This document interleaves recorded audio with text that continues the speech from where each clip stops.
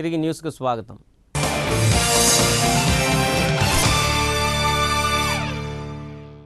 నరేంద్ర మోడీ ప్రభుత్వం అనాలోచిత నిర్ణయం వల్ల నేడు ప్రజలు ఇబ్బందులు పడుతున్నారని దళిత హక్కుల పరిరక్షణ సమితి జిల్లా అధ్యక్షులు నీలం నాగేంద్రరావు దుయ్యబట్టారు.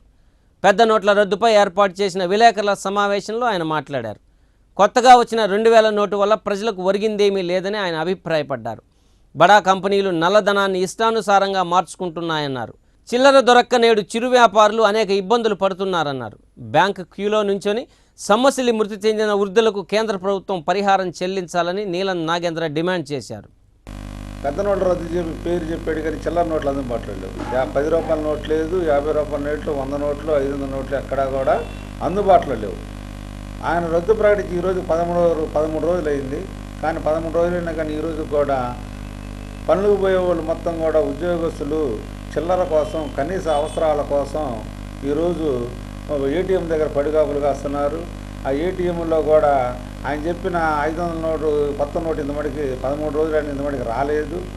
2000 రూపాయల నోటు ఇమీడియట్గా తెచ్చాడు బ్లాక్ మనీదారుల కోసం.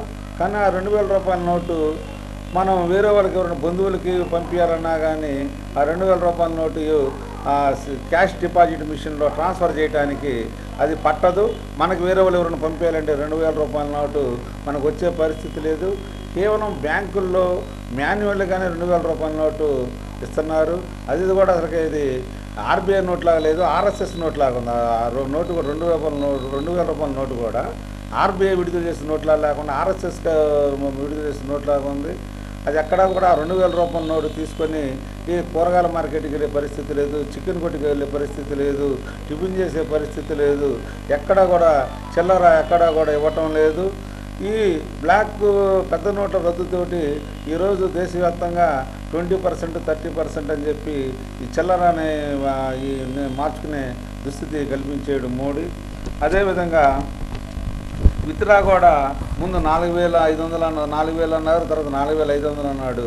మళ్ళీ వారం రోజుల క్రితం ఆ 4500 మళ్ళీ 2000కి ఇక కట్ చేసాడు. 2000 రూపాయలు మాత్రమే రోజు చేసుకోవాలి వాడని చెప్పాడు. అదేవిధంగా ఈరోజుకి ఈ డబ్బు విత్డ్రా చేసుకోవటానికి, మార్చుకోవటానికి బ్యాంకుల వద్దకు వెళ్ళిన ప్రజలు, ఖాతాదారు సుమారు 60 మంది పైగా భారతదేశంలో చనిపోయారు. ప్రకాశం జిల్లాకు యూనివర్సిటీని తక్షణమే మంజూరు చేయాలని కోరుతూ విద్యార్థి సంఘాలు, ప్రజా సంఘాల ఆధ్వర్యంలో కలెక్టరేట్ ముట్టడి కార్యక్రమాన్ని చేపట్టారు.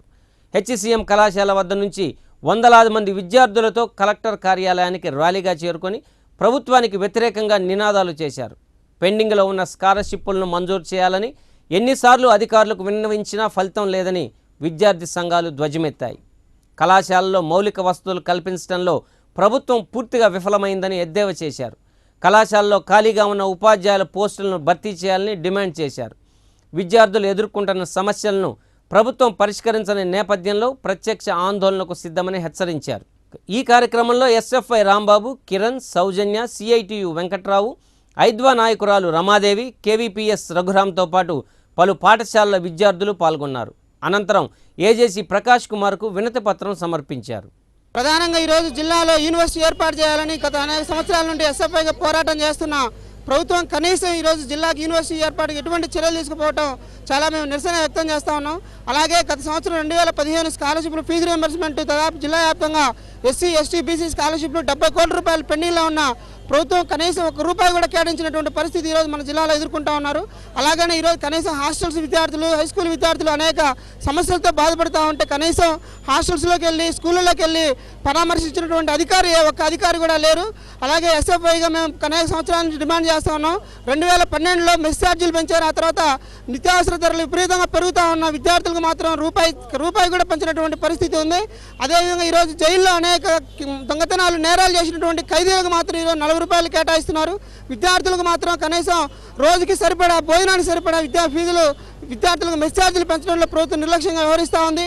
వెంటనే జిల్లాకు యూనివర్సిటీ ఏర్పాటు చేయాలని, పెండింగ్లో ఉన్న స్కాలర్షిప్లు విడుదల చేయాలని ఎస్ఎఫ్ఐగా డిమాండ్ చేస్తూ మేము ఈరోజు కలెక్టరేట్ ముట్టడి పిలుపునిస్తా ఉన్నాం. ప్రభుత్వం ఎంత తీవ్రతగా వ్యవహరిస్తుందో మనం అర్థం చేసుకోవచ్చు. మన జిల్లాలోనే 1,65,000 మంది విద్యార్థులు తల్లిదండ్రుల ఆధార్ కార్డు లేక విద్యకు దూరవలసిన పరిస్థితి ఏర్పడింది. అలానే ఈరోజు మనం కానీ చూసుకుంటే ఈ సంవత్సరం రేషన్ కార్డు అప్లై అన్నారు. రేషన్ కార్డు లేకపోతే స్కాలర్షిప్ ఫీజు రింబర్స్మెంట్ మేము ఇవ్వమన్నారు.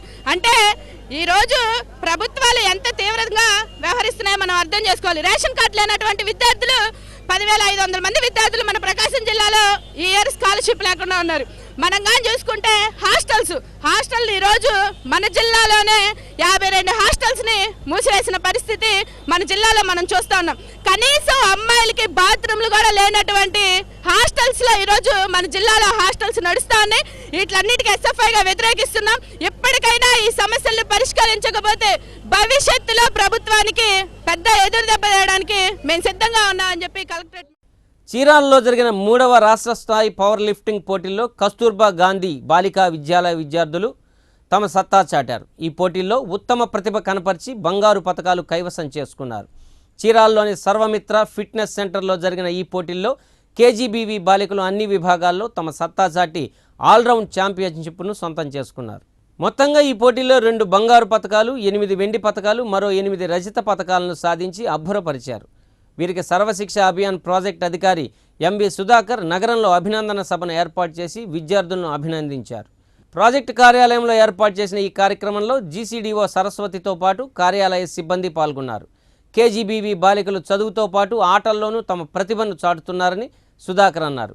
పవర్ లిఫ్టింగ్ పోటీలు చీరాల్లో 19-20 తేదీల్లో జరగగా అందులో జూనియర్ ఉమెన్స్ స్థాయిలో ప్రకాశం జిల్లాకి ప్రథమ స్థానం వచ్చింది.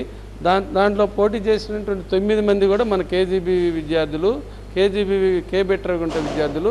వీళ్ళందరూ కూడా దాదాపు 3కి ఫస్ట్ ప్లేసులు, 4కి సిల్వర్ మెడల్స్, మిగతా 3కి బ్రోంజ్ మెడల్స్ వచ్చాయి. ఈ చిన్న వయసులోనే ఉమెన్స్ స్థాయి పోటీలు గెలిచినటువంటి ఆ విద్యార్థులు 9 మందిని ఈరోజు మనం చాలా సంతోషంగా అభినందిస్తున్నాము.